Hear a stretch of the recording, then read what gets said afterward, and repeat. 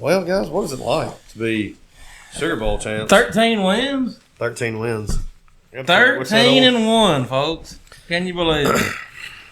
Yeah, we can. Welcome to the Top Shelf Grumbling Podcast with Dan the Don Walls.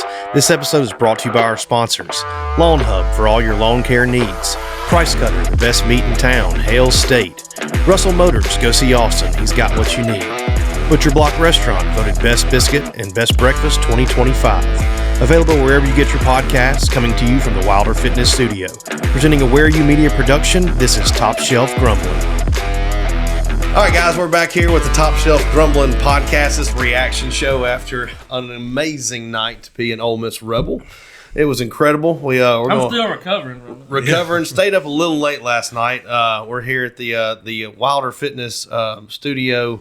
On the go studio. We can make it on the go studio wherever we are. We figured we'd come back to the place where we watched the game and made sure return to the scene of the crime. Return to the scene of the crime. Get the vibes going for sure. Vibes going. We're gonna recap the game, recap how we felt, and you know, maybe talk about some few folks that said we weren't going to win the game and had no chance in hell. No chance. All we heard the whole time was Georgia's defense was incredible, and Ole Miss had remained stagnant and had not played any football, and you didn't know where you were going to get. Since Ole Miss played Georgia, better, in Athens, their defense had improved tremendously. Yep. Ole Miss had no shot. They hadn't done anything. And, you know, we spot the ball.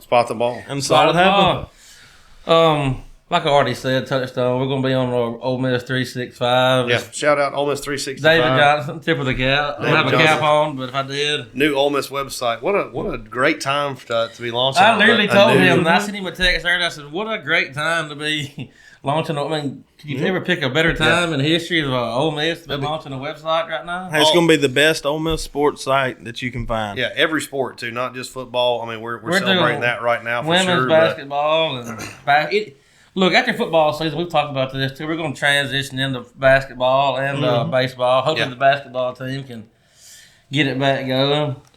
Yep, they still got a chance, but I don't have too much of a. I don't have a good feeling about it. Well, we want to get into the game. Yeah, well, let's talk about kind of the first half. I thought we played our C+ game the first half. It was 21-12 at halftime. But I still felt okay because I knew we gave them 7 points there on the fumble. And some big drops, too. We had some big drops. Boneheaded by Daquan Wright. Didn't get out of bounds. Cost us 3 points right there before half. Yeah. But you know what? Pete's defense is not most of the time, knock on wood, always played better in the second half. So I still felt okay at halftime. You know what? We came out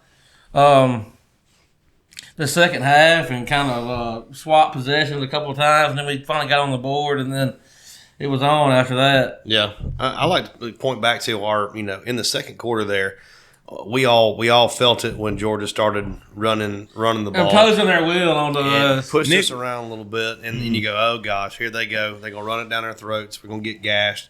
But we did a great job of adjusting. Will Eccles hopping in those gaps and knocking those balls down. He had I think 3 pass blocks. I think, and they were in such critical. Are we talking about Will Eccles from Houston? Will Eccles from Houston. Well, I thought Mississippi didn't have any talent. Oh, that's what I was told. Any defensive players either. Yeah, okay. I was just making sure we was talking about the same person. Absolutely. But yeah, I think Will Eccles, obviously the defensive player of the game. He was a massive... Made himself some money. Man, he did. He absolutely did. Of course, we paid him, I think, already to come back, which is very, very nice. And, man, every time I saw him make a play, I thought, damn, we've already got him back in the fold for next year. Absolutely. No matter how much better has he got through the year, too? Oh, yeah. Absolutely. He's... And I want to touch on that, though. Trinidad has gotten better and better and better and better and better every game. Yeah. I mean, he was good when he first came in, but he is so much better now. I mean, you forget he's 23 years old. He looks like a kid. He's got that baby face. His internal clock is it is unmatched. Mm-hmm. And his knowledge, he knows where the marker is. When he takes off running, you can guarantee you he's going to dive at the sticks. Situational awareness. Absolutely. He's got incredible situational awareness. But yeah, back to the game. What about his appeal? I reckon that's going to get approved any day now. We've been here for 6 weeks. I think so. They have no teeth. NCAA is toothless right now. Yeah. We talked about it too. They feel better about the appeals part of it than actual road, if that makes sense. But I mean, if you think about it, they give Diego Pavia 7 years to play. He is not a model citizen. Yeah. He is. I mean, somebody in his family is arrested. his brothers are drunk. Yeah. And what has Trinidad fighting. showed you since he stepped on campus? Yeah, that he's good for your brand. And he is He's nothing good but for a college model football. citizen. Absolutely. And that's what this was supposed to be about. This is a true transfer story. This is what it was supposed to be. It wasn't You supposed know how to be. much money he's going to make, too, if he gets to come back next year? Oh, $4 dude. million. Yeah, I mean, About Not $4 million. counting the marketing. They're like, Moscano said they are offering him $4 million. Yeah. I 3.85. rode around Oxford the other day. I know he's not getting money off of this, but there's Trinidad flags everywhere. Everywhere. Everywhere. You imagine So that guy on eBay who was selling Trinidad and Tobago flags, He just was like like- Oh, dude, all he of a was sudden just wondering, like, inundated. I bet he was oh wondering, my what the hell's gosh, going on? fulfillment is going to be terrible. Yeah, that was probably half of the same guy that's Yeah. selling these things. He's probably rolling in the damn dough. Yeah. But yeah, the game which I was talking about, the whole running the ball. Yeah. Nick Frazier was running like he was shot out of a cannon. Yeah, I like him, man. He was a great interview. Man, it's cool too. Like the Sugar Bowl, you don't really get this a lot of times before a regular season game, or even like maybe the SEC championship. But to hear the other players and to hear what their thoughts are about the other team, and that stuff was great to me. Absolutely. Nate Frazier was very complimentary. He was also like, man, they got that big 6'9" guy, 51. I think he ain't Nick Frazier. Ain't he from Compton? I think he's from, I have no I think idea. he is I from think it's California. Compton. Yeah. I'll tell Let's you talk this. about this too, right quick. I want to know how the referees tried to screw us out of this ball game last night. This should not go unnoticed.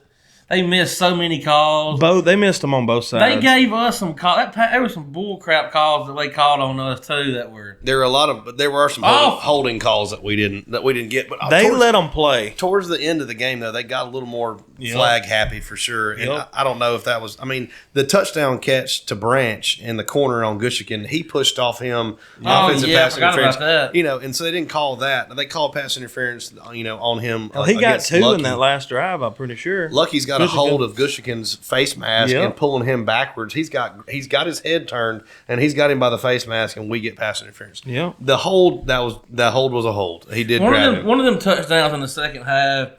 I think it's whenever we went up 9 or 10, whatever it was, that should have been called a pass interference.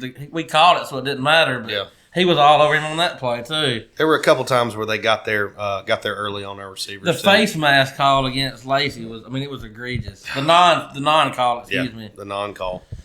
Even the Georgia announcers, I don't know if you saw that or not, somebody posted, and they were like, oh my God, I cannot believe this. Yeah, they said, maybe he got him by the definitely got him by the face mask. Yeah, he got him by the face mask. That had remnants of 2014 Alabama right before halftime. I mean, Trinidad kind of, that's what I thought too. Trinidad kind of just took over that second half. He did.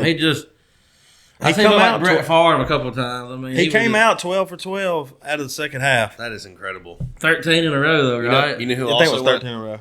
It was 13 in a row. There was 13, I think, in a row maybe. But also in the fourth quarter when we played Georgia the last time, Gunnar Stockton, 12 of 12. Really? I didn't see that. Yep. Lacey had a good game, too, overall, I thought. I mean, he had some good runs. 99 yards, 27 carries. I mean, that's pretty. I think it's 22. Our receivers got loose, too. Yeah. We're big down shout 20 out to Trey Wallace. I know. Absolutely. Trey Wallace, he came out of, I'm not saying nowhere. In the the beginning of the season, I thought we were distributing the ball to him. Not because I thought we were trying to get him some catches, but I think Streb didn't quite know the playbook yet or wasn't in shape or something. But that dude changed as well. Streb, dude, he is a body, man. That dude is, and he's so fast. Yeah, absolutely blazing speed. So what do y'all think so Winnie Watkins? Obviously, everyone assumes he's going with Lane. The last two games, I don't know that he's got a catch. He had a catch in the game. Did he have one? The only one I remember is when Dalen Everett almost. Pretty raw. I mean, he's going to be good. He's a very raw talent, and I think that he's good. In these games, when you had the chance to either throw it to him or Caden Lee, because they're pretty much splitting, that slot. Is Caden Lee okay? You got to go with Caden Lee. He's got 600 yards of offense already this year, and we have 6 guys that have at least 500 yards receiving on the team this year. That's incredible. I mean, Wallace has to be creeping up there pretty He was close to 1,000, right? He was at 800, I think, after this game. When our receivers got game. Yeah, he had a 3-game stretch where he didn't catch a whole lot of balls. We didn't go to him, and that's when Winnie Watkins came on, and also Stribling came on as well too. There's only one ball to go around. We got a bunch of damn good receivers. The Daquan drop there the ball was a little behind him, but man, you got. I was not. I mean, it was catching in the hands. It was in his back pocket. I mean, he could have. He's made those all year. I think that's the reason why everybody was shocked because he's caught them hit pocket balls. And then Caleb Odom dropped one that literally hit him in the numbers. Yeah, absolutely. He was hurt though, wasn't he? Our receivers got questionable. Our receivers got loose last. I'm not sure what his ailment was, but Odom was definitely. We had wide open receivers seemed like all night long. You know what you didn't see on the field for Ole Miss? Number 3. You didn't see much Sage Ryan. No, I saw a lot of Gushkin. A lot of it. A lot of Gushkin, not a lot of Sage Ryan. I mean, I'll take it. If he wants to pass interference, that's fine. Yeah, at least you're in the position. Absolutely. I mean, Sage Ryan wasn't even close enough. I don't think that was pass interference anyway. That one here, the one I'm talking about. I mean, yeah, it's not. I mean, it wasn't. I would have. Lucky was not. There was one of the. There was 2 back to back. The first one, I would have been okay with a no call. Either way. I think one, it was offensive and defense. I think they both had a little handful, but I also believe the ball was uncatchable. Yeah. But they don't seem to call uncatchable anymore. No, I think they're like showing like you impeding the receiver to getting to that ball. Yeah, I'm cool with inbounds. If it had been over the because define uncatchable. You know what I mean? Yeah, it's up in the 4th row in the stands. Yeah, but you can still run under it. You know, what I mean? Yeah, the interference could be that you didn't. Well, get the ball. We got up 21 to. Well, see, we got down 21 to 12. Then we got up 10, and we kind of went to a prevent defense there. It kind of seemed like I didn't really love that, but. It worked out, I guess. Just and I knew right there at the end. Because hell, now what do you get the ball at the 35-yard line? Yeah. We had about 30 seconds left. I mean, all you got to get is 15, 20 yards to be in field goal range. I knew we had plenty of time to get in field goal range right there. Yeah. I don't know if we would or not, but that third down call though. I mean, Stribling, and he was in the inside, and somebody a lot smarter than me. Said that they were doubling Daquan Wright on the right hand side, and the 3 receiver set didn't have that cover 0 on the three receiver set, and I had 1-on-1 on the slot guy, and the safety bit on the fake, and that was when he went past him. They had their worst corner up against Stribling. Yeah, he was you can't do that. One of Dino or whatever his name is. He's a freshman. Yeah, he made some good plays, but he also got. He didn't start playing until Ellis Robinson got hurt. Yeah, that's what and then now when he came, that was his first game back, and they started splitting. They split the reps between them. Yeah, I'm sorry, but you don't take Ellis Robinson off the field. No, I don't care. I'm glad you did. A 60%er. I mean, that's fine because if we went to overtime, I did not feel great. No. One thing that saved us too, we held Georgia to 0 for 7 on. Third downs in the second half. That's 0 for 7 on third down. Incredible. After giving up 3rd and 12, 3rd and 14, and they were just so those were backbreaking in the second quarter. I mean, did we win? We won. Okay. We won the Sugar Bowl. Top two or three wins in the last 60 years. I seen a stat of Kirby. Kirby's 8-1 in all other bowl games. And he's 1-3 in the Sugar Bowl. He's got to be saying, "Don't send my ass back." That put us to 3rd or 4th all time in Sugar Bowl. Did y'all hear him in his post game press conference? He said, felt like a home game for them. I think that was a shot across the bow of them being a top 4 seed and didn't get a home game. I think that's something that's coming, for those folks that. So you don't get to have a home game, on the playoffs, and you got to be the 4th seeds. I think he was throwing a little shade. What are the first round bye teams are 1-7 now? Yeah, in the past 2 years. Yeah, something's going to have to give with that. I agree. This game should be at home. You take 2 months off though, you should be able to get to play at home. Either play them all at home like that until you get to the Final Four, or don't play none of them. Yeah. This is, like I said, I think it's top 2 or 3 win in the last 60 years. But call it the Sugar Bowl. You can say the Sugar Bowl at, in Georgia, at Athens. Yeah. I mean, I'm okay with that. Yeah, I'm good with it. They can have a horse show or something in the Superdome. Have a parade. Have a parade, dog show. Yeah. You could just parade Lane Kiffin and Kim Mulkey around. Oh, God. What a villain power couple they would be. The only reason I don't rank this number one win all the time because there's more left. Yeah, there's more football left. Well, they always say the 1952 game against Maryland was the biggest win Ole Miss ever had. They were the national power at the time. They were like number 2 coming in. Nobody knew who Ole Miss was till we beat them. How many people are still alive that watched that game? I'm sure it's probably a couple. I mean, not a bunch. Well, in 1952, there were not a lot of games that were televised. They maybe listened to it on the radio, or they had to be there. That is true. And at FM. Well, see, one thing too, that was the biggest win in Oxford for till not very long ago because there for a long time. We played all our big games in Jackson. That Maryland game was in Oxford. Yeah. And people talk about the 1960 game with the rematch with Billy Cannon, which was also the Sugar Bowl. Yeah. Nobody beats a Cannondale. Nobody. We'll get him to sponsor the We'll get to sponsor the pod. Let's see. After that fumble, I looked at my wife. I said, "Ball game." I just knew I just knew we were going to do a 3-and-out. They were going to halftime up, and I said they're going to come out and they're going to score. And we're going to be chasing all game. Well, when I said it, we had decided that Summer and I had to sit outside, and Dan Ray and the rest of them had to be inside. After that was good. That was a good call. We kept absolutely. We saved the season, by the way, by making welcome. Sure that. So we're sitting out there very quiet, and I'm a very demonstrative person when I watch Ole Miss football.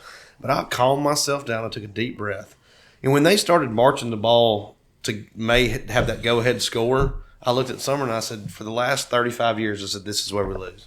Yep. This right here is where we lose every single time." That's the only thing I said, and she said, "What are you talking about?"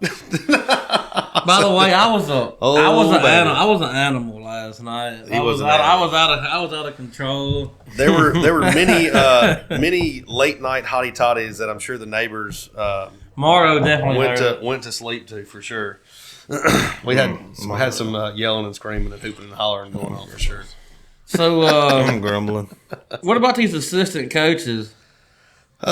This is like Lane's last power move. I'm going to make y'all come back just for a day, and they're coming. They're back tomorrow. And what did you say? You heard somebody say earlier that what if we let Lane coach? What was he going to do? So here's the thing: we've decided now that Lane Kiffin actually didn't want to coach Ole Miss through the playoffs.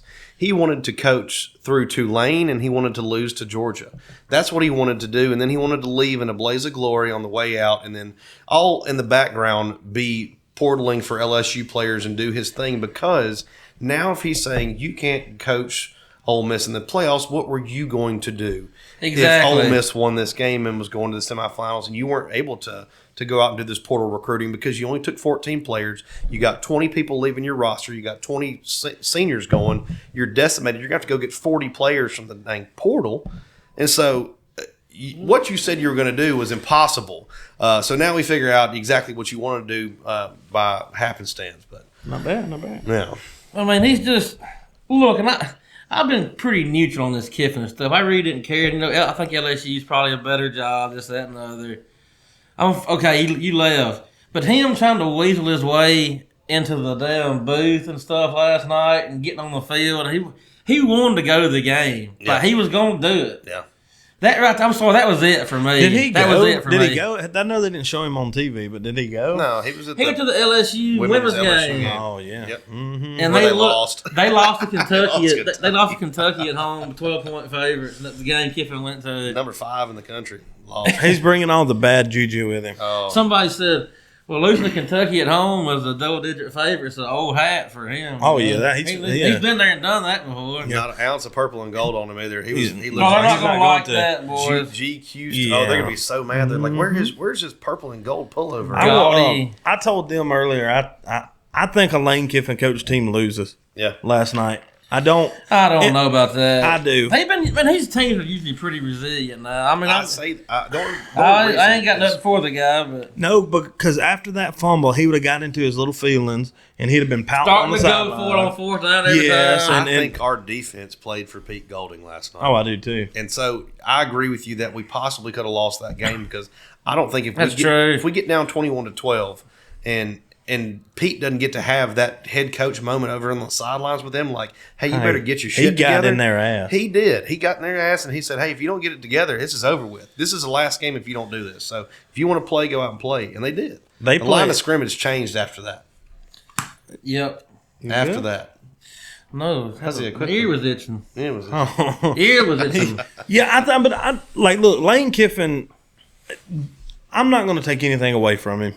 He's a hell of a coach. He's the best offensive mind in football. But the last 2 games have seen we played so good against Tulane and we have looked better coached the last 2 weeks than we have the last 6 years. Yeah, in any game. I agree. Got freed up a little bit. Yeah, I mean it just looks different. Hashtag it's just different. I get. Look, the LSU fans are so mad and butthurt. They're so mad and butthurt that they want us to be butthurt and in shambles, and we're not. They can't stand it. I keep hearing about Ole Miss fans on X talking about LSU all day long. From LSU fans talking about Ole Miss fans talking about LSU. I haven't seen any Ole Miss fans talking about LSU.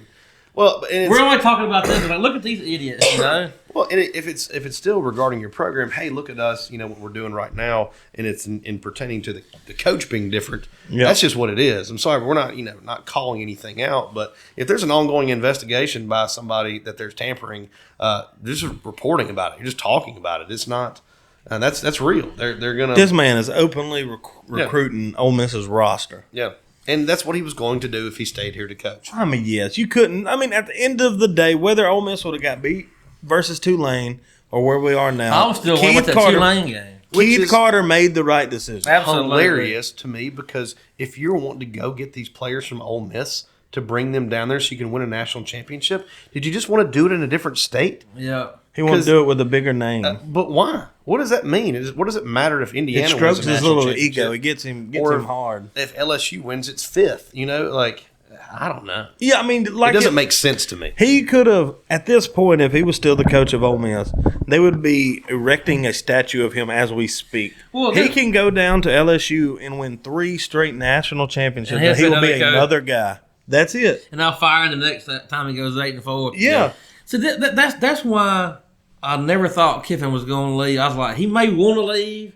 He just is not going to be able to do it. Not this year, but he did anyway. I was like, there's no way he's going to leave a playoff team with a legit shot to win it all. Because he didn't think they had a legit shot. When you hire a snake, don't be afraid when he bites you. Yeah. I mean, that's a football coach. 99% of football coaches are. I mean, somebody said. Not my coach. Somebody said, I want to find a good coach. It's not a narcissist. And somebody said, Every good coach has got a little narcissism too. I got some news for you, but I mean a little bit. That's fine to have a little bit. I guess you got to have a little self-preservation. I don't think it's that's one of those things where it's like you're not going to get stepped on. Like I think one of those things about Hugh Freeze was he just he shook everybody's hand and to a fault sometimes just absolutely believed everything that they said.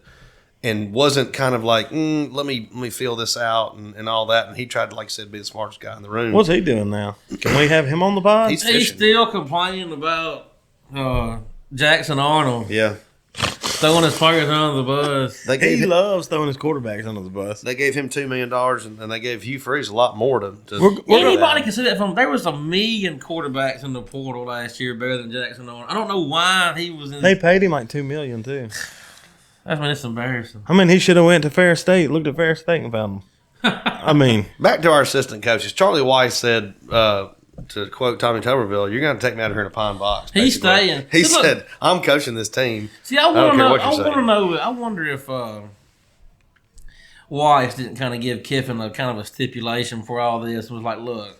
Well, if I go to LSU, I'm seeing this through first, but also, then I'll come. You know why Kiffin said that was okay? Because once again, he did not believe that Ole Miss was going to advance this far. He had, literally objectively right now, you have to look back, and when him saying that was okay, you have to say he had to think that this was not going to happen. Oh, there's no way. If he now doesn't want them to coach, or he wants them back, or he's like, this isn't fair to LSU, and now they're breathing down my neck at LSU. It's like, well, did LSU say it was going to be okay for you to coach? Because if you'd have still been here now, supposedly it was. Supposedly they okayed for him to coach. LSU was cool. They allowed him, but it's also not going to be okay for his ego to not be able to go get 40 of the best portal players if he's having to coach Ole Miss in Phoenix. It was never going to work out. It was never going to work out. There's no way. That's what I'm saying. Like the whole thing was no good way to leave. And look, if Wallace wants to go ahead and go to Baton Rouge, go ahead and get the hell out. We got Joe Judge and we got Joe Don Baker, who's already been game planning and scheming anyway. Got Frank Wilson too. I mean, what you call it? Wallace is not the only play caller in America. I think Charlie Weiss's wife gave him an ultimatum. I don't think she's still mad. Supposedly she was crying at church and stuff. She did not want him to leave. Yeah, I don't think she. I mean, would you want to raise your kids in Baton Rouge or Oxford? Not. I mean, forget the money aspect. Yeah, not even a question. It's named after a stick. Yeah, I mean, it's named after a stick, and it smells terrible. Swamp. I mean, there's nothing there. I mean, they make you pay for your shopping bags. You got the Cajun Applebee's walk-ons down there. So you just commit a felony and steal something. I mean, what does he say? You got to pay for bag. I just got $100 million contract. In case y'all are wondering, that was 1,000% staged. Yeah. Because he wanted to be back in the conversation. Yep. I do not think it was staged. No. She was videoing before he even walked in the door, dude. That was not. Kevin's not that good of an actor. No, he's not. He's not that good. It looked pretty real to me. I mean, I wouldn't put anything past him, but he's a smug. When does the Kardashian show come out? They've got to be shooting that down in LSU. Speaking of the transfer portal, yeah, I don't think anybody spoke on it, but I don't believe we have. It opened. Kind of been quiet so far. R.I.P. Austin Simmons. Well, congratulations to Austin Simmons for being a stand-up human being throughout this entire. Very good. Absolutely. Even though his father is a slightly loud mouthpiece, what that's sometimes fathers can be, but Austin that was Simmons only one time. has been a model citizen, and also a model teammate. And that's what Archie told him the other day. He's like, I can't give you some rah-rah speech and make you play better football, but I can tell you to be a great teammate. Yeah, be a good. I feel like this is becoming part of the Ole Miss culture because if you'll remember. When Luke Altmaier came here, he thought he was going to start. Yeah. We bring in Jackson Dart. He stayed the whole year, was happy for him, just a model teammate. Altmaier went on to have a great career. Exactly. Don't play in the pros. That speaks to your administration and the culture you have in the locker room. Yeah, and also the talking to them and say, and not leading them on and saying, hey, this is how it's going to be. We need a quality backup. Do you want to stay here and do this? Do you want to be, and hold them accountable to be that way too. Hearing he's going to Missouri with the that wasn't on my bingo card. I've been hearing everybody say he's going to Miami. Non-contact tag. Yeah. But that lets me know too that we could have matched. Missouri's got a pretty good NIL though too, but we will at least you think match it if we really, really wanted to keep him. Maybe we feel better about Trinidad. Players coach as well too, and it's a similar system. So inject Deuce Knight into my veins. Yeah, I would love to see Deuce Knight. If Chambliss can't get a waiver, I'd love to see Deuce Knight. And him talk Cam Coleman into coming over as well too, and we'll just go ahead. And Cam's going to be too. Cam's wanting like $3 million. Cam's going to Texas Tech. He added Texas Tech to his list today. Really? Well, I also saw he was visiting Texas coming up. He's going to go to Texas and he's going to visit Tech. He's going to get some money. Heard. Yeah. Texas Tech needs some receivers. He also had a terrible fumble at the end of the year, too. Ooh. He has some receivers over there now. He could just never get a quarterback, dude. He always picked the wrong one. Yeah. Always. He needed Bo Wallace. Hell, I'd have played Deuce Knight before I'd played Jackson Arnold. He got sold a false bill of goods. He sold his own bill of goods, though. He had a whole year of game film. And this is the guy I want to give $2 million to. Well, people were probably telling him no, and he was like, "No, I'm going to prove y'all wrong. I'm going to prove y'all wrong." That's guaranteed. That's what happened. Smartest man in the room. Always. Well, guys, y'all got anything to add? Yeah, I want to say at the end of the game when Ole Miss stopped Georgia, I think it was like 1st and goal from the 7. Right when they kicked the tying field goal. Mm-hmm. I'd never like to see a player get injured, but I am so happy that Nick Frazier was not in the game. Yeah. If you give him 3 chances from the 7-yard line, you have to believe he gets in.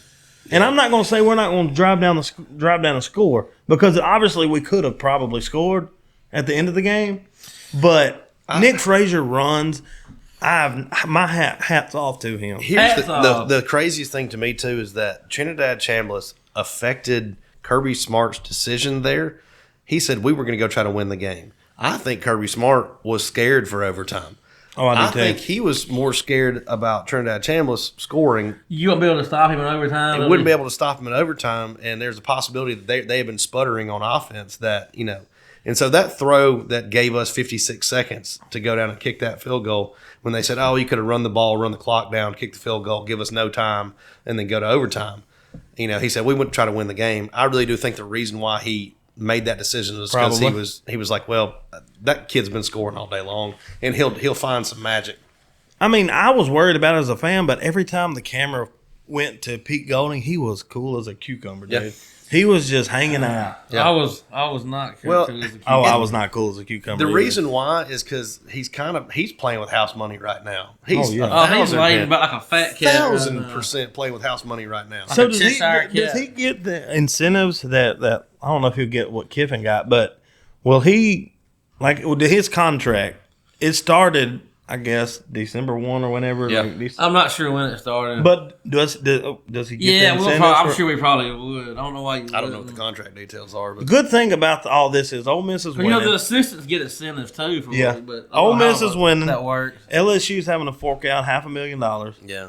That's another thing too. These LSU fans somehow try to rub that in our face. We're paying Kiffin $500,000 every time y'all win. Like, I don't give a damn if you want to pay $500,000 for Ole Miss winning the game. Go, good, nice flex, I mean, that's not a flex. That's kind of sad. I mean, it's kind of sad. Why do they think that we would care about something like that? Well, it's all trolling. I mean, that's every bit of it is. They're trying to get clicks and they can't do they're and all that good stuff. We're in the Final Four. I may have done a little bit of trolling last night. I may have as well. I got my hands on the phone there. Late night. Me too. I don't think. Apologies to nobody. I don't think LSU, like an LSU and a Texas, I don't think they're built for the model that's here now. Yeah. For everyone can pay and do all this. Look at the Final Four. Look at the teams in the Final Four. 5 years or 6 years ago, whenever it was, before NIL kicked in, you would have had Georgia, Alabama, Notre Dame, and another LSU. When you could do it behind the scenes, still have some blue bloods in there too now. I mean, Ohio State and Bama have still been pretty good in the NIL. I mean, yeah, but they haven't been just runaway. Just been runaway. Well, I mean, I think now, like Ole Miss has money. Yeah. They could never do it behind the scenes because the NCAA come pop our ass quick. They don't. The NIL has changed everything. I mean, it's completely changed the landscape. Like, whatever you knew about college football, even 10 years ago, throw it out the window. My granddad, New Year's Eve, we was over at his house, was watching the game, and all I had to hear him all night was bitching. Oh, they've ruined the game. They've ruined the game. Okay, Granddad, you want to go back and watch Ole Miss win 4 games and just... First of all, what gets me is people act like have John Rice Plumlee leading us? People act like that nobody's paid players ever until like recently. But people have been... The bill of goods was sold that all of your players on your team love your school just as much as you do. Yeah. And that has been sold for a long time. I'm sorry, but like... There are people that you might think are great rebels that don't give a rat's ass about Ole Miss, which is fine. Now some of them which is do. fine. There's a lot of them do, but I'm saying at the time, like every single person that was recruited was sold to you as the fan as emotionally invested to this school, this university, just like you were. And so it gave you this sense of these older folks are having a hard time getting emotionally involved with, which is fine. You can't right now, not with players. You can get involved with the team, but they still play the fight song and wear the Ole Miss on their chest. Still, you can still cheer for the team, but it's year to year now until something changes. I mean, I hate to tell them, but Laquan Treadwell didn't come for free. No, he didn't come because he loved your university. He didn't come from Illinois. What was that buddy? He had a buddy that played here. High. He played a little bit defensive back, I think. I can't think of his name. I know you're talking about. That was supposed to be the only reason we got I couldn't make it downhill. No, and just like he ended up transferring, I think too. I mean, we had we had Laramie's stepbrother, like what was his name, Alex Webster or something. Hugh Freeze he would do that now, like Robert and Denzel when he got Denzel. Yeah. Or I don't know if he got it or Houston got it. Yeah, so they gave scholarships to like David Kamara, another player from Grayson, And then now the Kamara kid was supposed to be. He was like a 4. He was legitimate. He never touched the field, dude. Never did. Hey, so I mean, this has been going on forever. It cost us a scholarship. He got some kind of trouble for Robert Kimdisi. He had to take a scholarship. I mean, yeah, I would have. He got some kind of trouble too, didn't he, Kamara? Yeah, he did. Maybe I'm wrong. I mean, I'm still to this day. Y'all can disagree. College, Laquan Treadwell was one of the greatest receivers. I agree. Yeah. Before that injury.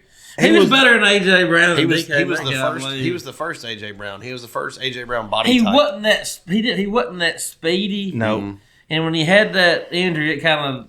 It took. He came back and still had a lot more good games at Ole Miss. How many free release catches did he make and stiff arm a defensive back into oblivion? Still went in the first round. Do y'all remember that? Y'all remember in 14? I think it was against Alabama at home, where he caught that little stop route. Oh yeah. And just juked the dude out of his shoes and scored. Like I think he may have broke a tackle or something. Like he kind of did a little starter step. Dude, he was great. Like I've argued with people, and then I tell them about Tony Connor. Yeah. Oh man, he was a first round. He was a Hall of Fame talent. Yeah. Shout out Tony Connor. Man, I hope the university gave him some kind of cushy gig for. I hate to tell you, I'll tell you what he's doing when we're off camera, but. I know. I work with his first cousin. I heard that. I mean, he's doing good. He's not like a bad person. Like he's doing good, but I mean, he's just working a normal job now. And I was like, dude, what could have been? That's crazy. He was before the injury. His very first play at Vandy was a pick. Yeah. He took the ball from the guy. Like he was still probably one of our best Nick star Saban players. Instinctual football players. Dude, he was. I got some news for you about something too. He didn't come for free either. No.